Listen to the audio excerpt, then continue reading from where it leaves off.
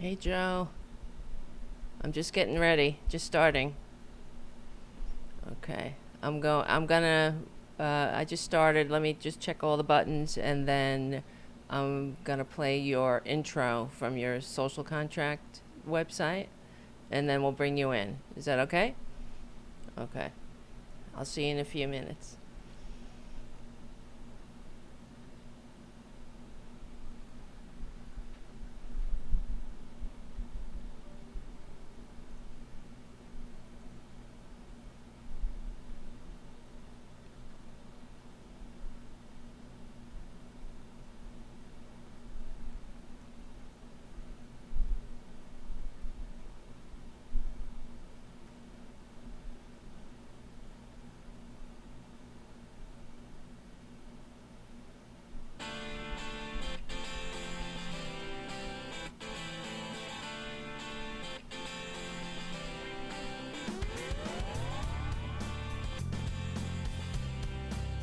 All right. What the hell is happening, guys? This is Tara Devlin. Welcome to Tarabuster Tuesdays. We meet here every Tuesday on the Political Voices Network. Make sure you like and subscribe and all that stuff. I want to thank Charlie from APS Radio News for all you do to keep the show going and growing.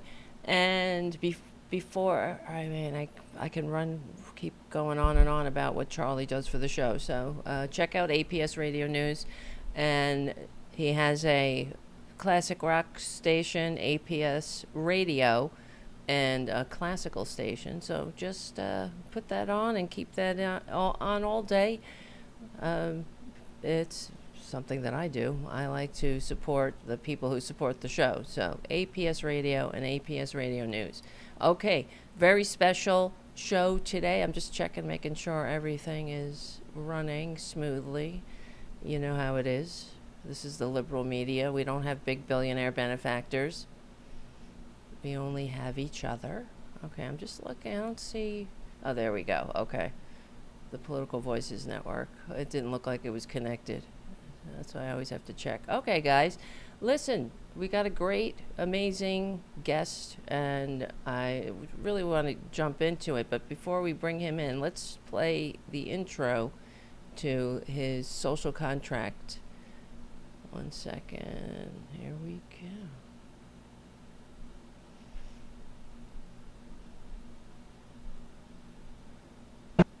The divisiveness right now in this country is at a level it hasn't been at in over 100 years. And I know that because I know I helped bring us here. You want to save America? From this point forward, you got to become Christian soldiers. Hell, I went to Washington 13 years ago to go to war. And the angrier I got my audience, the more likely they came back to listen to me. It went way beyond issues. It got personal. You sent out a tweet, watch out Obama, watch out Black Lives Matter punks. Real America is coming after you. I have to spend the rest of my public life, political life, fuck it, the rest of my breathing life trying to help bring this country back together.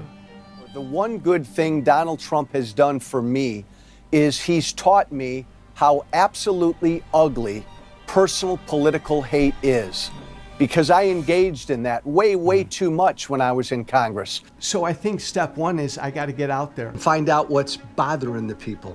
If Biden won the election fairly, that's fantastic, but no one could give us a solid answer. With each passing year, I just get more and more afraid. Talk to the experts. And polarization is an existential threat to the United States because it starts pitting people that normally have agreed with each other on hard issues. Yeah. They start looking at each other as the enemy. Talk with the American people. If I asked your mom today what the word democracy means, what would she say? I think she'd say voting. I think she'd say voting in elections. I think she'd say participating in picking the people that represent you. We take that word for granted, democracy. Everything that happens in this country comes from us. We are a government of the people.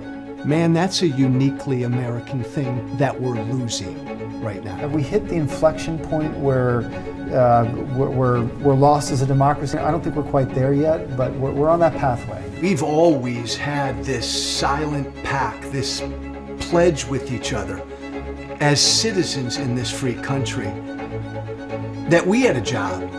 We had responsibilities. I'm heading out and I'm going to head across this country, and we're going to build a movement of Americans who want to renew their social contract with each other, who want to renew these basic responsibilities with each other. There's got to be one issue we agree on. Probably not. I think someone who's been in the fight, who's been a political asshole, is in a position to help bring a lot of people together. And that's what I'm determined to do. We all got to learn to listen to each other and try to understand each other, even if we disagree. Thank you for saying something, no matter where we are on the political spectrum. Thank you. I'm former Congressman Joe Walsh. Join me, follow me here. The social contract, it's on us. Wow. Joe, thank you for all your work. Thank you for coming on the show. That's why I want to play that video. It's a better intro than I can do for you. So I love the name of your show, The Social Contract, because I really think that I believe in everything you're saying, but you have such a fascinating journey that you've been through, right? Teabag. Not teabag. Say it, Tara. That's teabag. okay. Well, I mean, I'm used to calling you teabaggers, so yeah, the pejorative. But from Tea Party firebrand, let's say, to what? I mean, you're a Democrat now. You're a registered Democrat. Oh my God. How'd that happen? Oh my God, Tara. I became a Democrat 9 months ago. Who'd have ever thought that? Right. First off, great to be with you.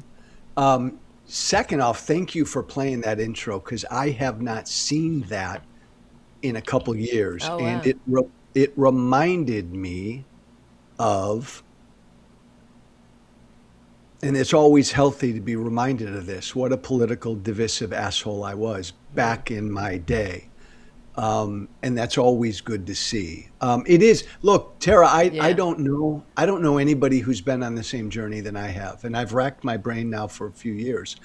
I was Tea Party bad boy. I was in MAGA. I left MAGA.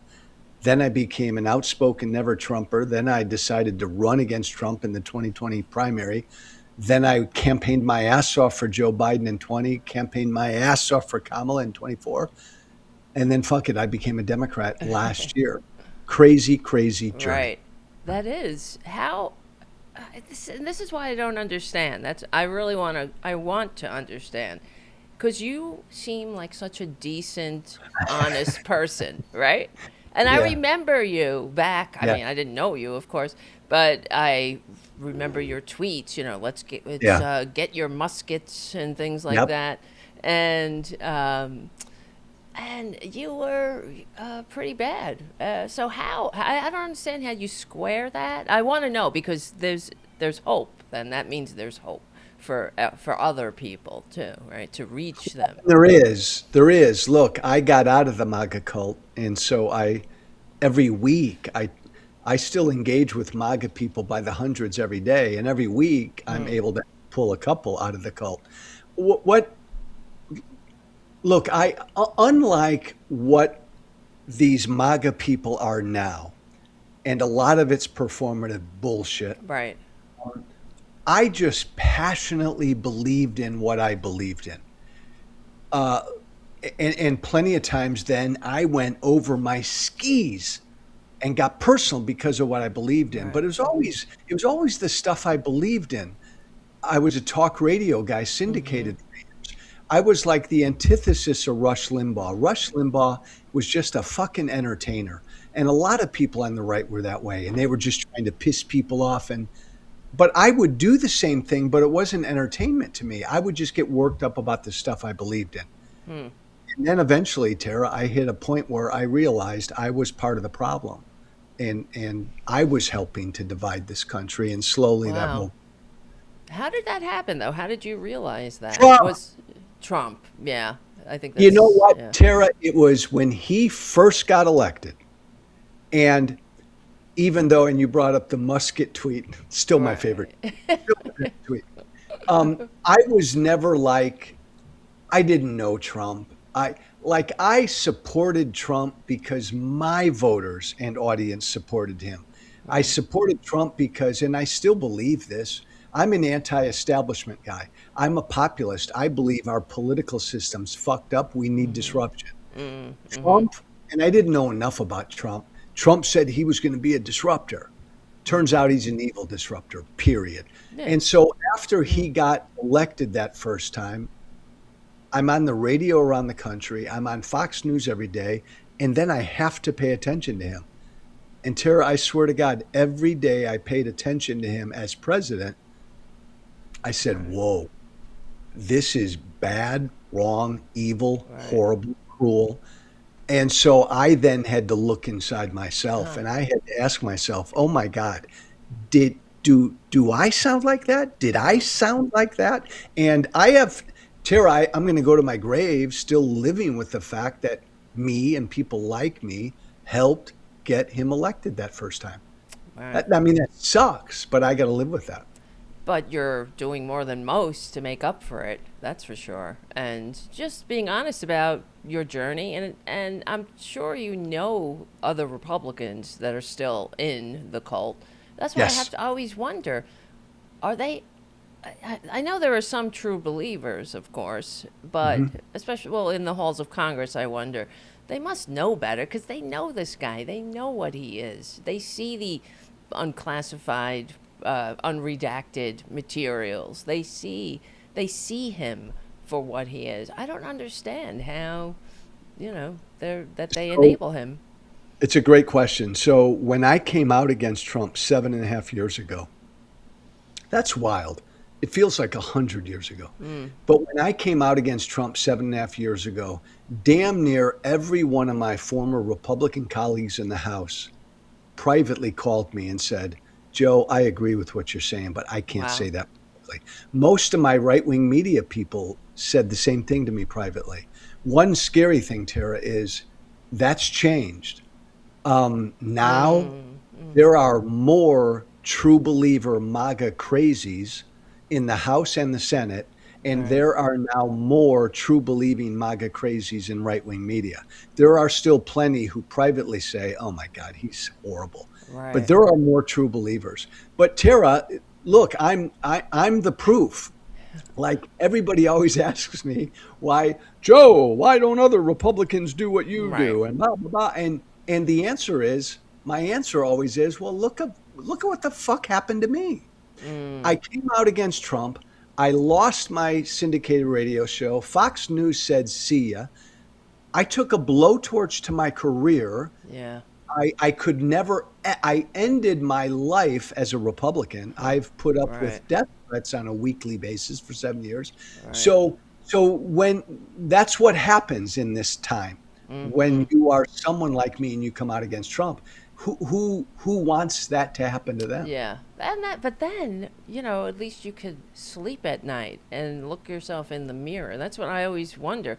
How could you? I mean, I could never. I don't know. I mean, everybody's different, but no, Tara, don't lose that. Don't lose that feeling, because I look, as cynical as I've become, and I've been in the game for a long time, I still ask the same thing. I'll talk to one of them privately, and I'll say, "How the fuck can you sleep with yourself?" Right. But again, they have a pretty good answer, Joe. You're no longer a member of Congress. You can never be one again. You will never go on Fox News again. You make no money now. And so they'll throw that back at me as kind of like, yeah, I had to make a choice. And I have a family, I have kids to feed, and blah, blah, blah. Yeah. But I mean, history is not going to look kindly on these people. That's for sure. There's no doubt in my mind that this is going to end badly. It always will. Right. Every authoritarian wannabe dictator ends badly, and the people who enable them end even worse. So, And the other thing, Tara, is that's right. They don't think that far ahead. But the other thing is, a lot of them, I'm looking at you, Mike Johnson, Yeah. Speaker of the House. A lot of them claim to be religious men and women and Oh God. Christians. They seriously pray their asses off every day for forgiveness. I know that for a Wow. fact. Wow. Huh. And that's weird and bizarre. Yeah. But they do that. Mike Pence, who I served with and we were good friends, he made a deal with the devil when he decided to be Trump's vice president because he wanted to be president. And I know Mike Pence has prayed to his God every day for forgiveness for the deal he made. Right. Hmm. It's crazy stuff. Yeah, but at least, I mean, Mike Pence will be looked upon kindly in history's light, even though, yeah, he did enable him, and, shame on him for doing it. Shame on them all. That's why it's like, when I was a kid, my father was a World War II buff, and Yeah. we bonded over that, watching documentaries, sharing books, and things like that. And I always had a sense of distance from it, thinking, and it would give me the perspective, wow, I'm very grateful to be an American, that I don't have to have this happen in my country. And now it's really hitting too close to home. And yeah, we're in an authoritarian coup. It's happening. And I know you talk about it on your show. You are sounding the alarm that Trump is going to try to steal the midterms, the upcoming elections. Exactly. So, as someone who was a former Republican in the elected halls of power, will the Republicans go along with it? I know there are true believers. Last time we had some, ethical Republicans who wouldn't go cross that line. But what are your concerns about this time? Well, it's important, Tara, to make the one point. The caveat I'll make is my former colleagues have never been afraid of Trump. They've been afraid of Trump's hold on the base Right. voters in the party. Yes. Trump Right. owns the Republican Party base. If Republican voters left him tomorrow, every member of the House and the Senate Republican would say, see ya as well. They've always feared his hold on the base. As long as he has that, they do what Trump wants. Wow. I know for a fact that, as so many do, that he has an intricate plan that he began to implement last year to fuck with, mess with, and try to cancel the midterms. Shit. He will get very little pushback from Republicans on that. I mean, again, my God, I know you and I are, I'm not going to say we're naive, but we're talking about a guy who committed crimes trying to overthrow a presidential election. Yeah. And the party kept him as their leader and renominated him. Ugh. And the country put him back in power. Right. So Trump knows if we have free and fair elections this year, it's going to be a blue tsunami like we ain't never seen. He's going to do everything he can to stop that. My other big fear, Tara, is Republicans are going to lose the House. Done. Democrats, my new party, who I got real problems with, and they got to get their fucking act together. Yes. They don't have to do a thing, though, to take back the House this year. It'll all be because of Trump. My fear is Democrats win back the House, but Trump and Mike Johnson do not relinquish control. Right. And they fuck with things after the election. Because they'll claim fraud, and they're setting that up already. Yeah. They'll claim, when as he said last time, you don't concede when there's theft. That's what he said when Biden, beat him. And there was no theft. And that's what we're witnessing now. That's why Tulsi Gabbard grabbed the, ballots and all that. And the whole thing is really, it's a coup in plain sight. But I wonder, as you're saying, you're concerned about the Democratic Party. You think, are they up to the job? No, my God, Tara, no. I know. My biggest fucking beef with my new party is they're just not meeting the moment. No. Chuck Schumer, get out of I here. know. And maybe you like Hakeem Jeffries. He ain't made for No. this moment. No, he's another one. The party and the establishment, like I've been calling Donald Trump a fascist since 24 when I was out campaigning for Kamala. Democrats are afraid to do that. Yes. And all the Democratic consultants say, "Oh, Joe, we should just talk about the price of beef." Yeah. Excuse me? Yeah, and by the way, we can do both. We can Yeah. talk about this guy's going to try to steal the fucking election. Everything he's done is unconstitutional, and beef costs too much. I get it. Yeah. We can do both. But Democrats are afraid to speak like I'm speaking right Exactly. now. It kills me. Exactly. And it looks, when you hear, I see Chuck Schumer trying to make some changes. Now he's cursing in his social media posts, and he's like, "No fucking way," right? And it doesn't seem like him. Just be yourself. But I don't even know. Does he know who that is at this point? No. Really? So No, yeah, there's a part of him, Tara, that still believes it's 1994 and he's dealing with Senator Bob Dole and the That's old right. Republican Party. And yeah, I have a lot of faults and I've done a lot of bad things, but I've always been honest and authentic. You ask me a question, I'm going to say what I think, and no consultant or advisor Right. could ever tell me what That's to say. it. Way too many Democrats, Tara, and I knew this when I was a Republican. Republicans know this. They're so overly consulted and Yes. and they listen to their advisors and they come across always talking like politicians and almost afraid to offend anybody. Fuck it. Say what you Exactly. think and offend people. That's it. You have to. That's why Bernie Sanders has so much support. Yes. Because he's authentic. He says what he thinks, and you can respect Tara, if somebody. he were 15, 20 years younger, Oh, I he'd be the nominee in 28 and he'd win. He would have beaten Trump in 16. He would have. I agree too. I was a Bernie-crat back then, and because that was a change election, and Yes. Hillary Clinton was, even though she did receive more votes, but still, that's the problem with the Democratic Party, to have this disgusting tax cheating, draft dodging, wannabe dictator con man, and you can't beat that. You can't trounce that. That should have been a no-brainer, But Trump- the irony is that he came across as the truth teller. Yeah, exactly. Yeah,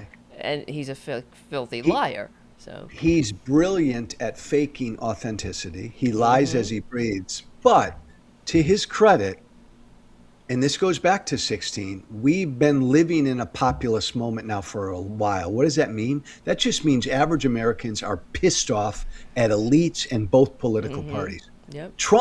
Trump recognized that and he tapped into it. Yes. Now he's a demagogue and he's evil and he lies and he spreads fear, all of that. Democrats have never understood this moment we're in. Bernie did, and the party wouldn't let him get nominated in 16. I don't agree with Zoran Mamdani on a lot, but he recognizes this populist moment, and that carried him to a victory. It's true. I live in New York. And he even got Trump voters to. I mean, that says a lot, because people want authenticity. They Bingo. want people who are fighting for them, and that's why I've been saying that on my show for years. That people just want to fight. It's not about bipartisanship. It's about having the courage of your convictions and sticking to those convictions. But if you don't have any convictions, if you're just sticking your finger in the air and saying, okay, which way the wind blows, this is like Hillary Clinton, for example, when she called them the basket of deplorables. They're still whining about that. She was not wrong, and she said she gave the qualifier. We're talking about the homophobes, the Islamophobes, the racists, the bigots.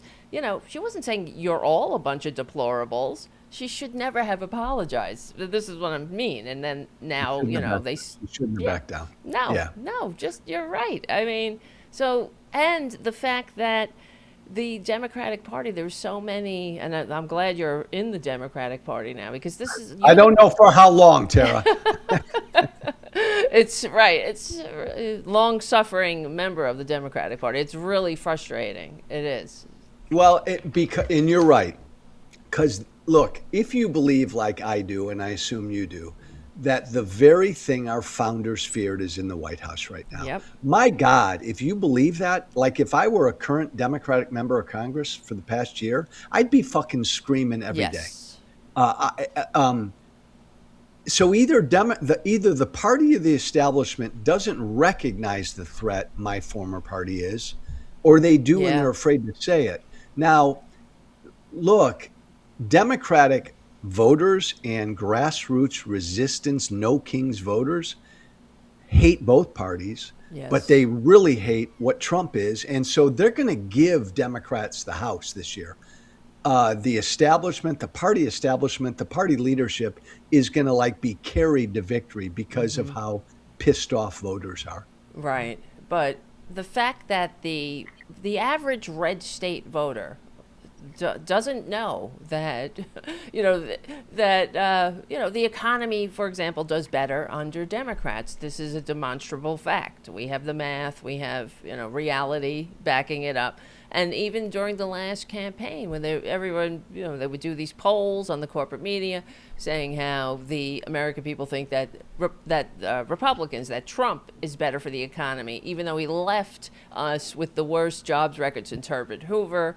Of course, they blame the pandemic, but, the same pandemic that gave us the high inflation rates that they hung over Joe Biden's neck, even though the inflation was coming down faster in the United States than every other Western democracy that was dealing with the same, problems. And it's just, there just seems to be different rules. And the Democrats don't stick up for themselves. I always say when you talk about the red states, you have to add the qualifier, poorly run red state.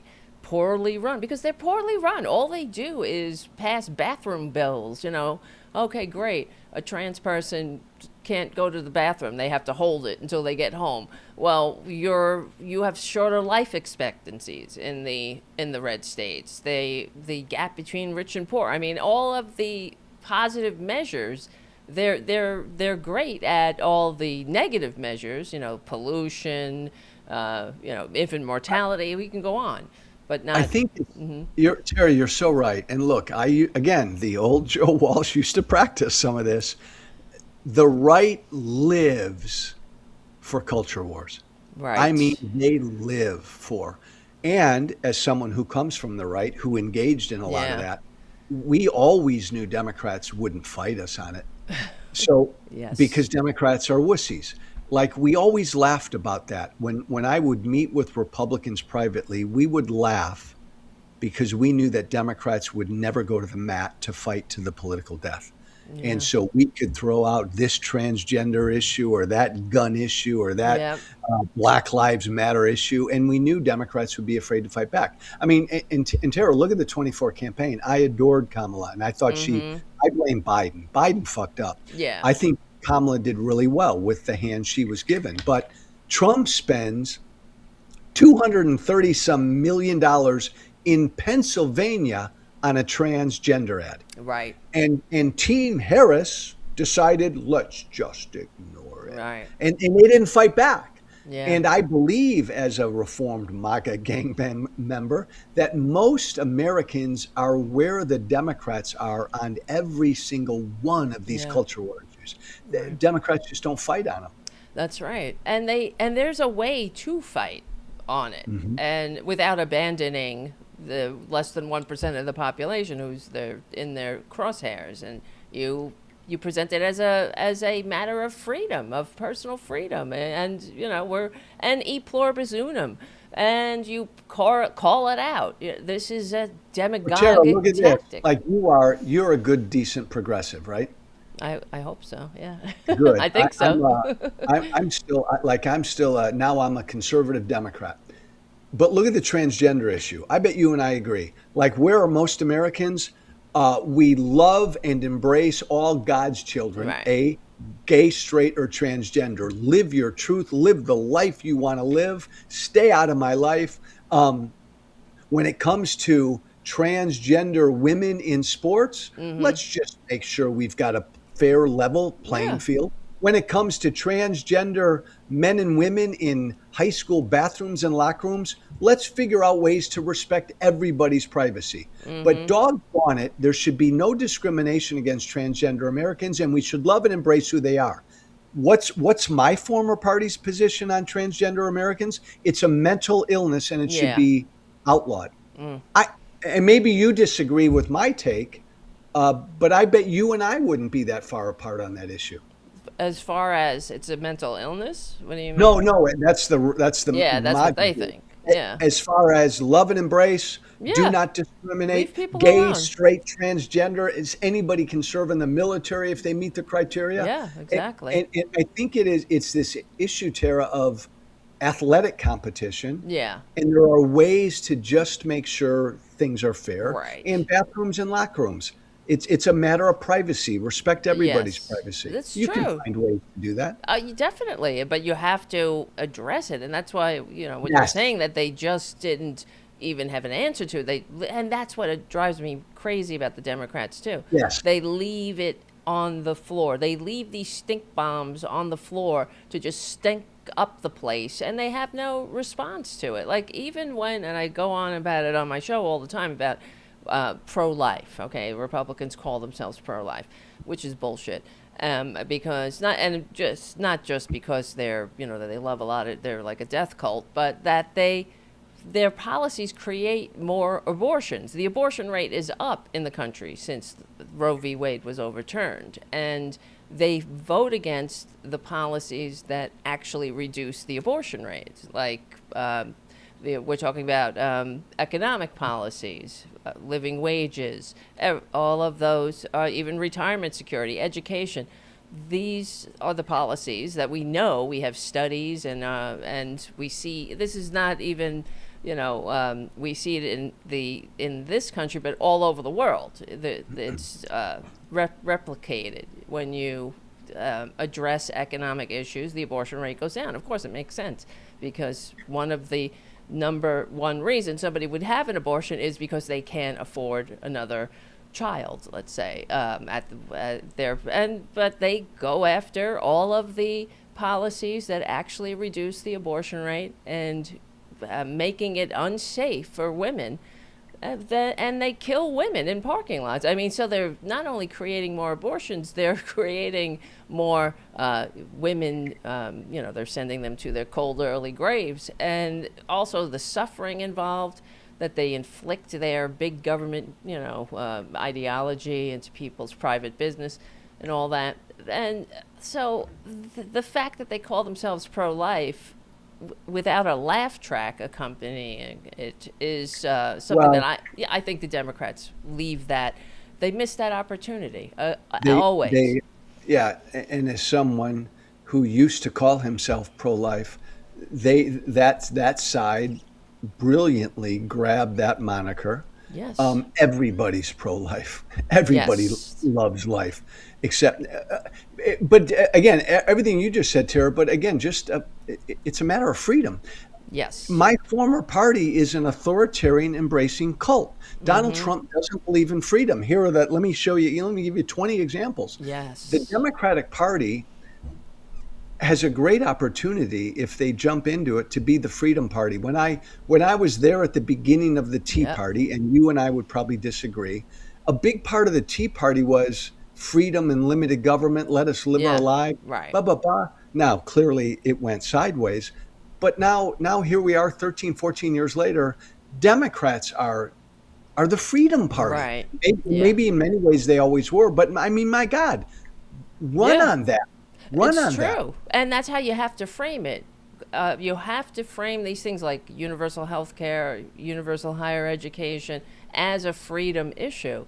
Living wages. This is about freedom, retirement security. That's why we form, like your show is so brilliantly called the social contract. That's what that is. That we are in this together. E pluribus unum.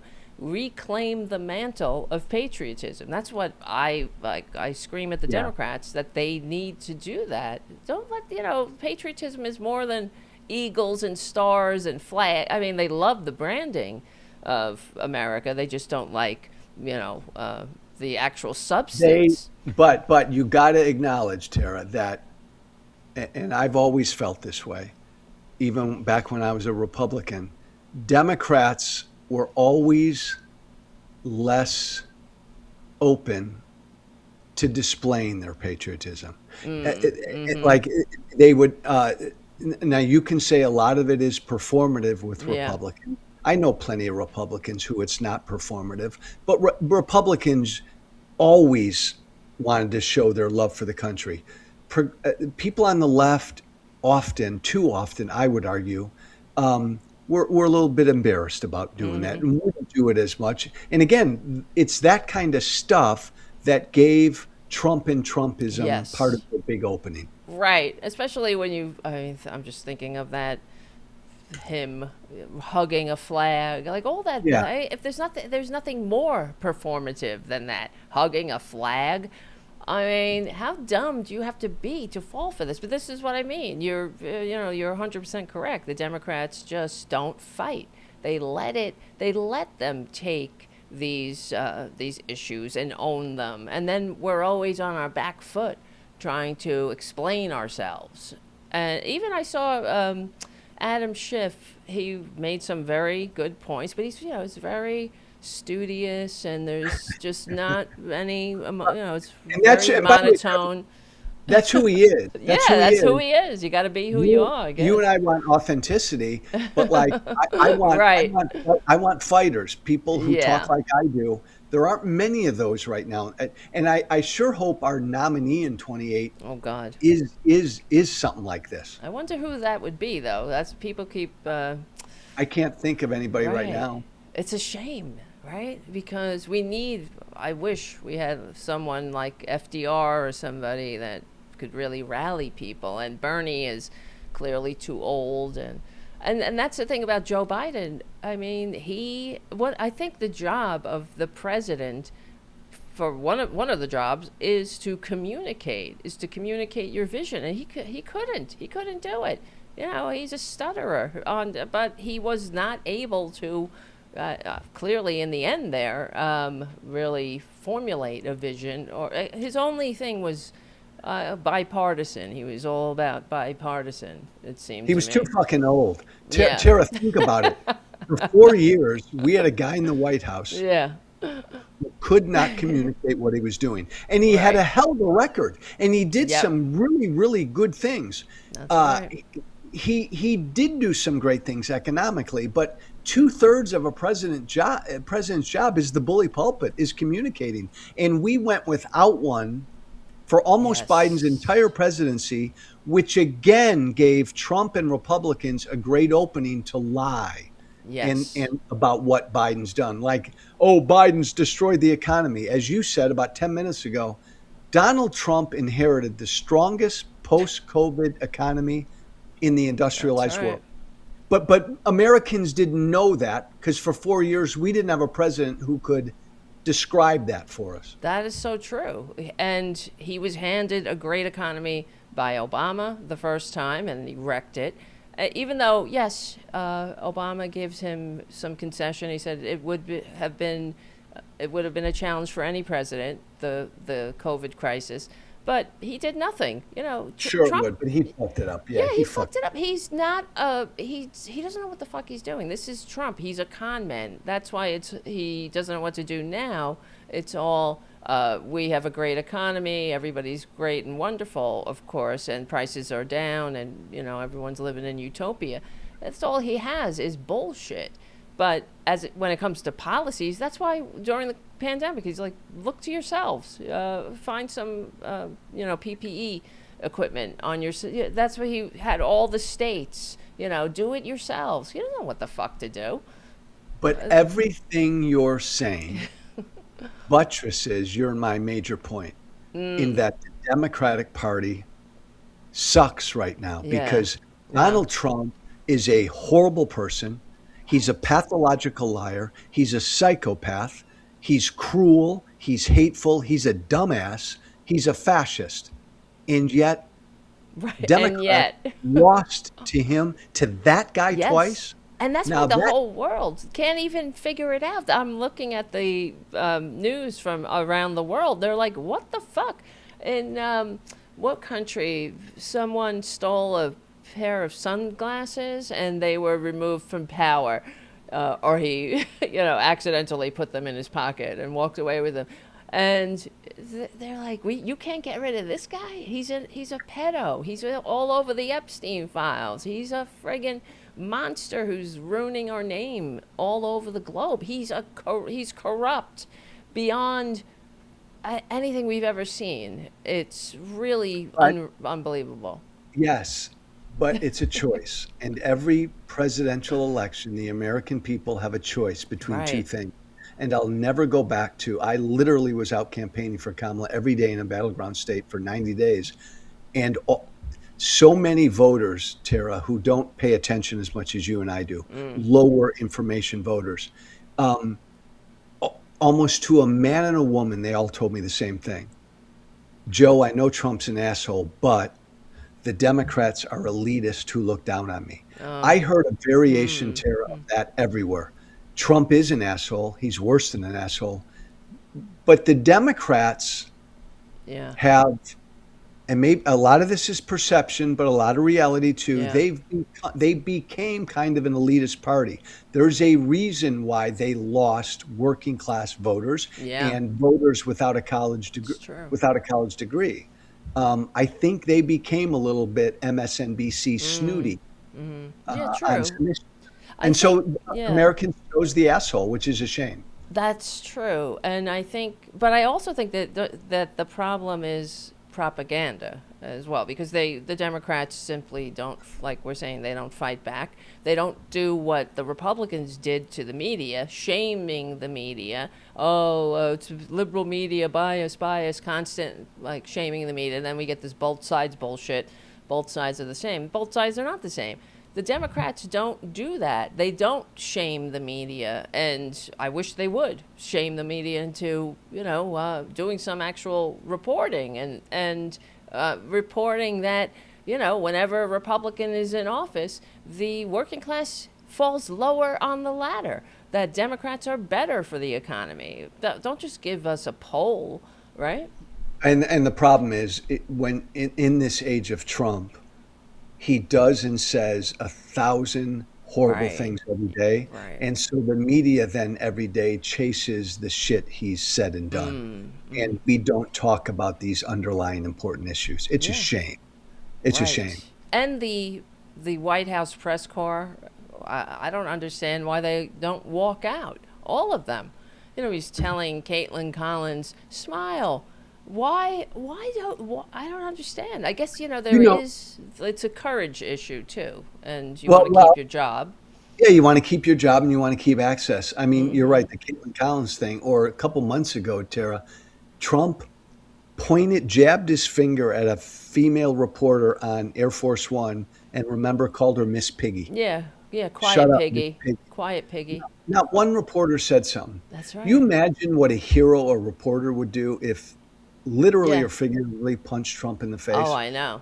Right. Said, how dare you Right, use like shut your mouth. Do you have You'd any lose your job, decency? you'd lose your access, but my God, you'd be a hero. You'd win a Pulitzer Prize, really. And then all of the reporters, I know they have a bunch of MAGAs in there now, but all the reporters would just all walk the F out. Anyone who's with a legitimate news source, what's the point of a White House press corps? You're nothing but stenographers for this baboon who's just lying to your face. Why you ask? That's the other thing that drives me crazy. Just normalizing him, even asking him questions, gives the illusion that he knows what the fuck he's talking about. He doesn't know anything. It's like Lawrence O'Donnell says that somebody should ask him to explain what a tariff is, and he could never do it. He will never be able to do it. So it's a real problem. Yeah. And the media's always messed it up. Trump lies 1,000 times a day. So if you're the media, how do you cover that? Like if I ever interviewed Trump, Tara, I would do it only with the cameras rolling. I wouldn't do it Bill Maher did and have a private dinner with him. God. Yeah. What a pussy he is. I know, right? but I would start the interview and I would ask Donald Trump, Joe Biden won the 2020 election fair and square, correct? And when he didn't acknowledge that truth, I wouldn't move on to another Yes. subject or question until he answered that truthfully. And if he didn't, interview's over. Right. I Right. don't, I'm not a journalist. So journalists, for some reason, don't want to do that. I would do that. Yeah, I think it is because they're working for corporate, Yeah. entities, and they don't want to lose, like you're saying, their access. And for whatever reason, go do some actual journalism. It's not done asking questions to people who lie to your face, but yeah. You leave it to the maggots to sit there and praise the dear leader. What the hell you got to be there for? So he Yeah. can lie. That's all he does. So I wonder, what do you think? Are we gonna make it? Are we gonna make it in this country after all? I, Tara, I don't know. Honestly, I Yeah. love this Yeah. country. I used to teach American history a long time ago. We're 250 years Wow. old. I don't know. I really do believe we are like that married couple on the verge of a divorce, and we need to decide if we want to do therapy one Right. last time. Do I you think that's think where we we should? are. Do you think we should see? This is you're where I am. I go back and forth because I do this other show on Fridays, the Anti-Fascist Book Club, and we're Mhm. discussing Ruth Ben Ghiat's Strong Man and other books, Yeah.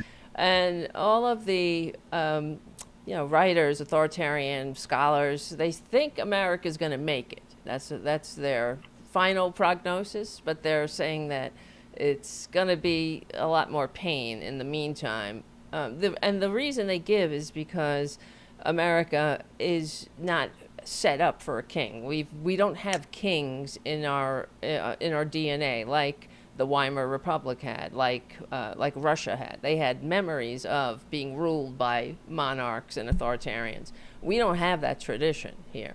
That's what they say. And so it will take Trump. It will be a challenge for him to really overthrow this country. But like I fear what you're saying. During the midterms, they're going to say there's cheating, and they just won't certify the results. And then what? Yeah. Yeah. And I don't think, like, look, I don't think this country has been this divided since just before the Civil Right. War. No, it hasn't. Trump didn't create the divide. He's a very ugly consequence of the divide. He's made it worse, but he didn't create this. The Yes, you're right. conditions created us electing that guy. So, like, my fear is, and I felt this way back when I was in Congress, I still do. I don't know that the country, I don't, will never be ruled by a king eventually. I worry about the country staying together. Right. Like, Yeah. I worry about America breaking up into 7 or 8 sovereign Yeah. nations, looking more like Europe, like the EU. Yeah. Yeah. Yeah. Texas becomes its own country or whatever. I Hmm. worry about stuff like that. But I wonder that I think about that too, and I wonder, do you think that might be better to just split the damn thing up at some I point? go, Tara, I go back and no Yeah. bullshit. I go Yeah. back and forth. I mean, think about it like this. Take America now, geographically, what we are, all of our the land mass that we have. If you were starting this country from scratch today with our land mass, would you today, if you were starting from scratch, make us one nation? Right. I don't think we would.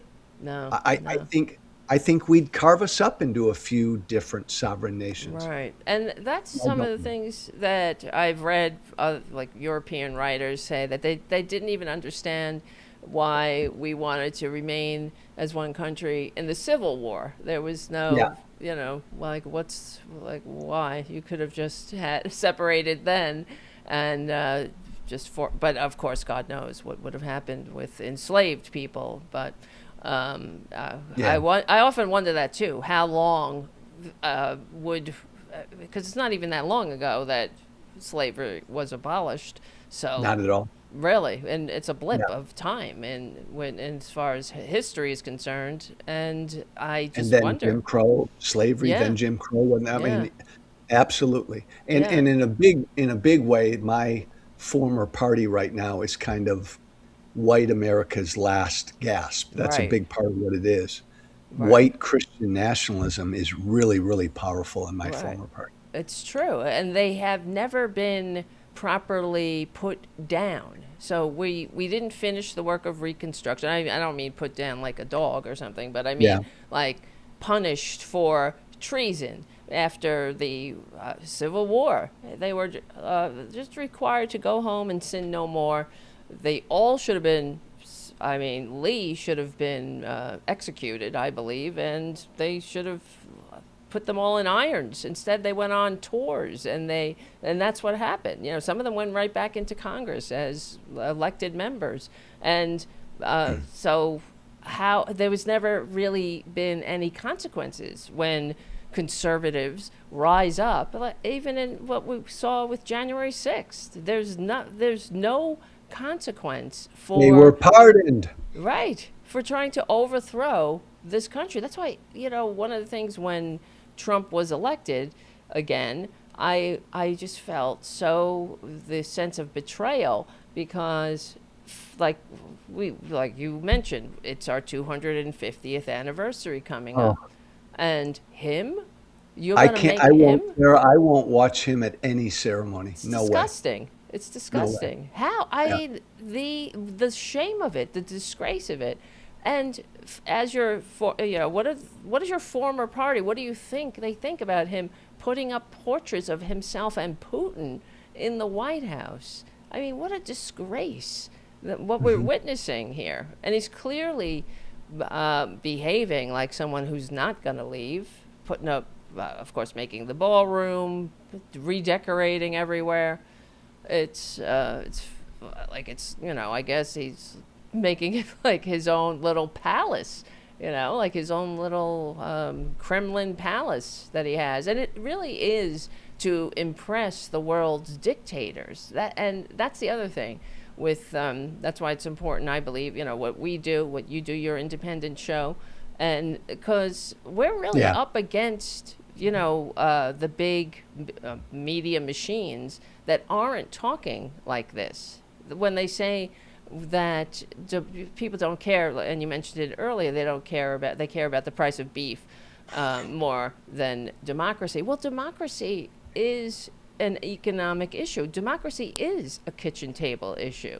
You try getting ahead in an authoritarian hellscape. It's not going to happen. There won't be upward mobility. You'll be nothing but a serf, but you will have you won't have the ability to do anything about it. So I used to go on CNN and MSNBC maybe 2, 3, 4 times a week, and now I don't as much because it's clear to me they don't want someone who says the things I do on there. right, Like, I think Trump's Putin's puppet. I think Trump's a Russian asset, and I'll say that on right. CNN, and that's too much. Wow. That's a big problem. So thank God, though, for the growth of these independent Yeah. platforms, independent It's- media. Absolutely, because when you look at Trump's behavior through that lens, that he is a Russian asset, it all starts to make sense, Sure it does. right? Sure it does. But Completely. don't the Republicans know that too? That's the other thing. That's something that always baffles me. Many of them do. Remember Kevin McCarthy said, what did Kevin McCarthy said 4 or 5 years ago? Right. Of course Putin's got something on Trump. He was caught on video saying Yes, that. yes. So many of them do know. Many of them do know. Right. But So, they'll never say it. do you think you'd ever run for office again Oh, I'd as a love to. Democrat? You should. I think you will. You do. very Tara, well. I love you. I'd love to run. I'm a fighter, but the truth is I'm not where the base of the party is on a lot of issues. So I don't know that I could ever win a Democratic primary. I'd be a great general election candidate, but I'd have a hard time getting through a Democratic primary, I think. You think? I guess it would depend, maybe. Yeah, we could talk We more don't have about time that. to talk about it or argue about it, but I'm super pro-Israel. I mean, that right there. Oh, okay. It depends on that when you issue run, right- though. Yeah, with that. It's not like, no, I wouldn't run leading with that issue, but Right. but I mean, I have a trail. I'm very pro-Israel. So I just, the base of the party right now is in a different place. I may never be able to run again. That's okay. We'll see. I'm Well, not- let's hope we can have elections and we can have this discussion True. down the road, right? Because, you know, that's what happened at the end of the Roman Republic. If we went back in time and we interviewed an average Roman, and asked them what kind of system they had, they'd say, well, we have a republic. If we, after the fall of the republic, they would think they were in a republic because they still had elections. In fact, when Pompey was buried by Vesuvius in 79 A.D., they were in the middle of an election. They know that because there was electioneering on the walls and all. So, they were still allowed to vote in local elections, but ultimately the power laid in the hands of one person. So, yeah.